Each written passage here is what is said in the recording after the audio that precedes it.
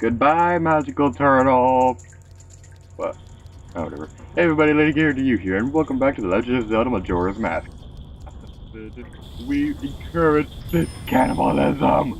In this episode, we're going to be entering my favorite dungeon in the entire game. That might sound a little weird for some of you, considering this is the water level, and anyone who's seen my other Let's Plays should know that I don't like water levels. But this one's alright. I really like this dungeon, for a couple of reasons. One, I know how to get, I know this dungeon like the back of my hand, and when it comes to Zelda dungeons, it's not easy.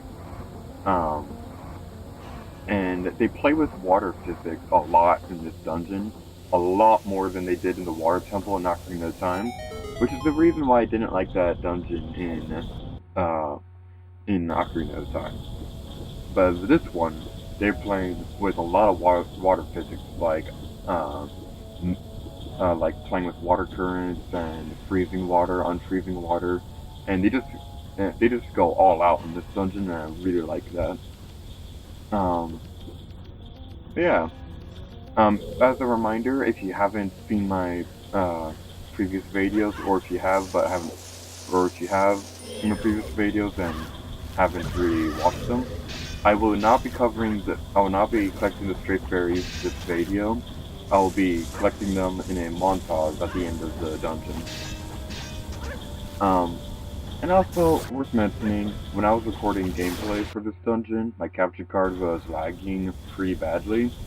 So, not exactly a good combination for when you're fighting enemies that require timing. Anyway. There are these sculptures over here who are rude, and stuff. Those pipes that you see back there, they are color coded, and and if you see water going through them, that's how you know that water is going through them. That is the main gimmick with this dungeon, is that you have to change the water flow of different areas. It'll make a lot more sense when we're actually doing that kind of stuff, but right now we're just gonna go this way. And I really like that they color-coded the pipes because in Ocarina of Time, it was really difficult to find the rooms where you could change the water levels. And in this dungeon, the pipes have different colors, so you wouldn't really get all the offices. It's been debated across the Zelda community over whether or not this dungeon or the Water Temple is more confusing. And some people might say that this dungeon's more confusing because that you have to play with water physics a lot. But I personally consider the Water Temple in Ocarina of Time to be a lot more confusing and a lot more time consuming. Anyway, over here, we can get our dungeon map if we go back into Human Link and use the hook saw.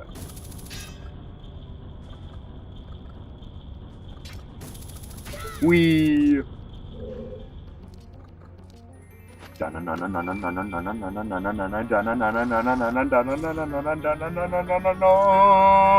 Batman! We got the dungeon map. Yay.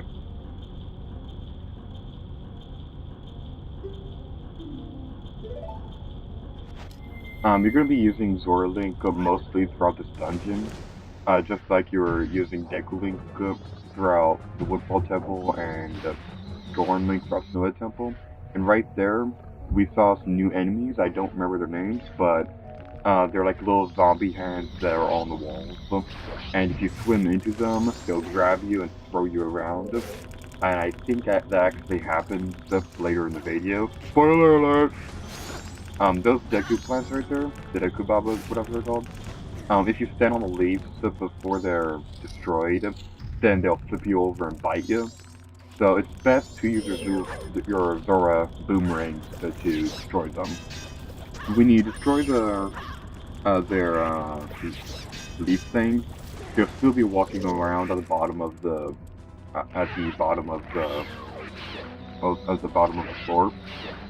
And their death is really, really gruesome. As you can see right there, the zombie hands will throw you around. It's actually kind of funny sometimes, but they will hurt you. And over here is a key that that's kind of missable, but because I played this dungeon so many times, I've pretty much memorized where it is.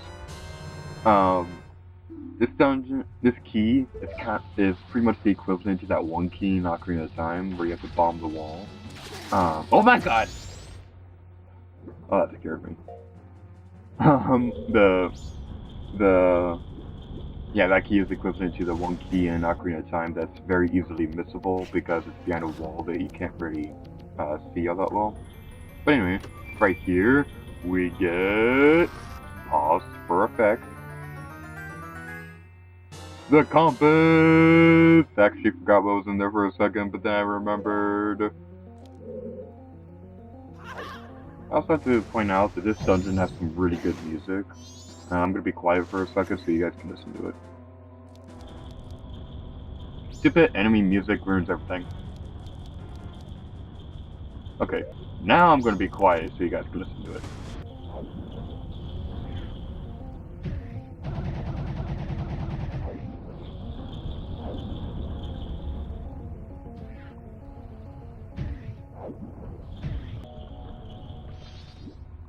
The music of this game is just really, really awesome. All the songs match the atmosphere of the locations really perfectly. These enemies right here, these are Octoroks. I don't remember if they were in any other locations. But they are pretty irritating, especially when the capture card is lagging, because then they can get a free spot. Anyway, over there is another somewhat new enemy. I think we've encountered it before. That's a bomb tube. It will blow up if you get too close to it. As we saw earlier, these red pipes I'm standing on, the ones throughout the dungeon, didn't have any water flowing through them. So going through in this room right here, there's a thing that we can do to we can get the item of the dungeon, which will give us the ability to do things and stuff. And choo-choos are terrible. But yeah, there are two choo-choos in here. They'll keep respawning. One contains arrows and one contains magic. So that's to be a hint as to what we need to do to beat the mid boss that we're about to encounter.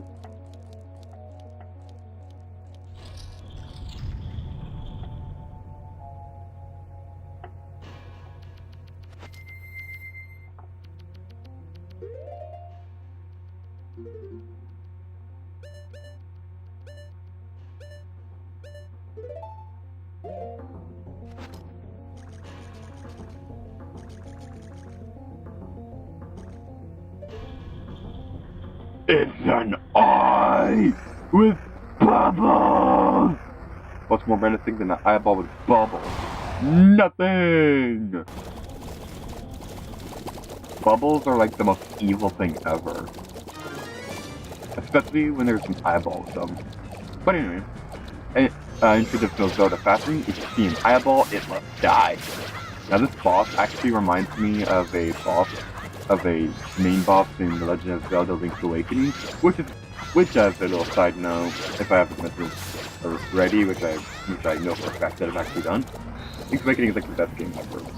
But anyway, this boss reminds me of the boss in Deep Cavern, the third dungeon in that game. You have to use the Pegasus boots to split the eyeball into two, and then you have to hack at it with your sword. The way that this boss looks just reminds me of it, and we're glitching inside of him, which is actually kind of gross. You don't fight him the same way that you fight the Key Cavern boss, but you have to destroy these bubbles off of him. There's a lot of ways that you can destroy them. You can hookshot them to get them closer to you. You can go right under him and attack him that way. And like I've said a couple times in this video, my capture card is lagging while filming, which makes the timing really difficult. Other strategies that are pretty good against this guy is to use your arrows to knock them off, and then use another arrow to destroy them. You can also use the fire arrows to dodge them off at once. It's also a really good idea to try and aim at the eyeball.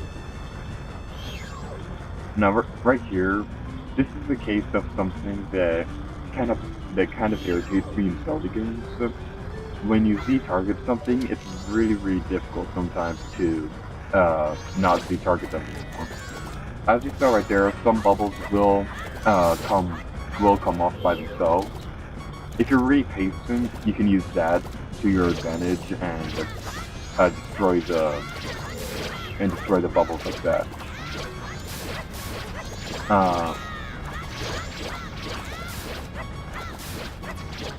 Right here, I died, but luckily I had a fairy with me. As we saw last video, there's a stray fairy in the pot by the owl statue. That's where I got the fairy, so if you're wondering where I got it, that's where it was. You can also use bombs to blow a bunch of them off. But whenever I've tried that, it's not really worked out that well. And I've also read that if you have a Goron keg, that you can knock a bunch of them off. But the problem with that is that you only have one Goron keg, and the process to buying one is actually kind of it's somewhat long. So it's not really all that worth it. But like I said a bit ago, a good strategy against him is to only knock off enough bubbles so that you can shoot his eyeball. His eyeball will be closed throughout most of the boss fight, but sometimes he'll open it up, which will give you a good opportunity to knock the bubbles off.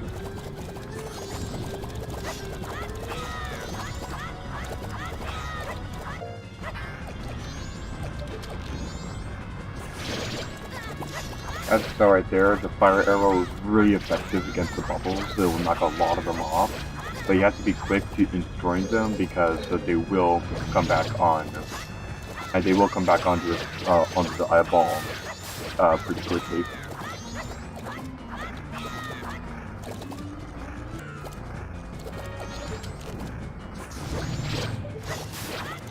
Shooting the eyeball with the fire arrows will knock off a bunch of bubbles, as I've said a couple times. They will not fall off. They will not go back onto the eyeball as quickly as if you were to shoot individual bubbles with the fire arrows. But they still will get on quickly.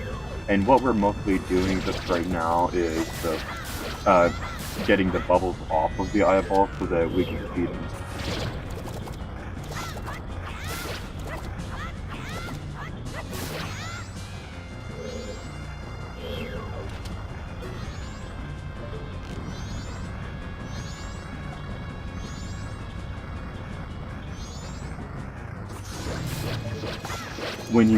When he has only a few bubbles left, and you shoot him in the eye.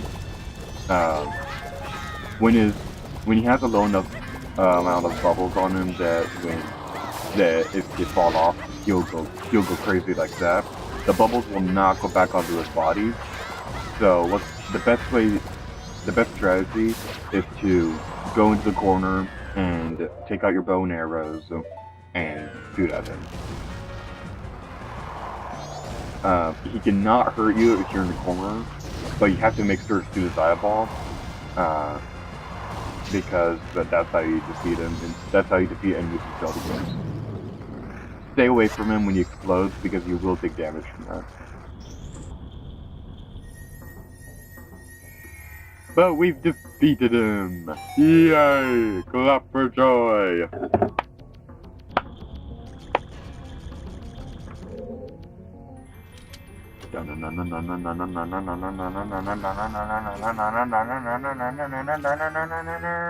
We got the ice arrows.